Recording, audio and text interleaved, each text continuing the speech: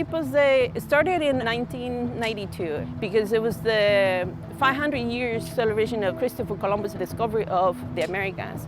But counter to that, there is the indigenous resistance, and part of that was to start retelling the truth. It was to actually reclaim the truth history of Native Americans. And this is why it's important here in Philadelphia. Philadelphia is one of the first capitals in the United States. It was envisioned by William Penn. But the relationship between William Penn and the Lenape, I would say it went sour very quickly after the treaty that they had here at this park, which is known to be Chacamaxen.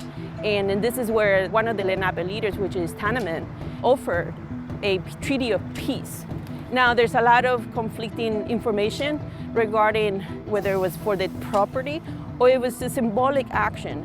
From my understanding, it was a symbolic action to make peace among the Lenape and the English and the Dutch and all the other people who were here settling in the territory. And they maintained some peace until the Lenape started to be persecuted.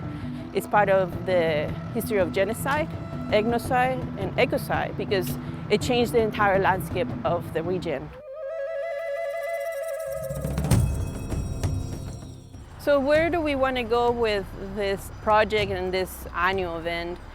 In this case, because we're going online, there's going to be 5 panels. Each one is going to give a little bit of an introduction to different areas. So one is going to talk about the Nantico Lenape history. Another one from the perspective of the Lenape in diaspora, what meant for them to have to go and be removed from this territory all the way to other areas like Oklahoma, Canada, etc. There's another panel that discusses like what is the interconnection between indigeneity and Latinidad, because that's a big question too. There's a large Latino community here, but also within that community, there's a lot of invisibility to the indigenous Native American narrative.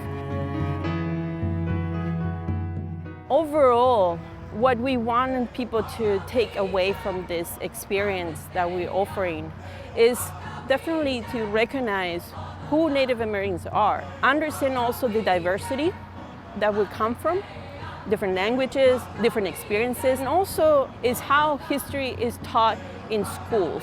And then with the hope, you start to embrace that this is also Native American land, and that they also, many of them, like the Lenape, needs a space. We don't have a Native American center or a place for us to come together, but also for people to learn how settler colonialism impacts Native American, but also impacts the relationship to the land, it relates to the environment, and it relates to the people who are still living here.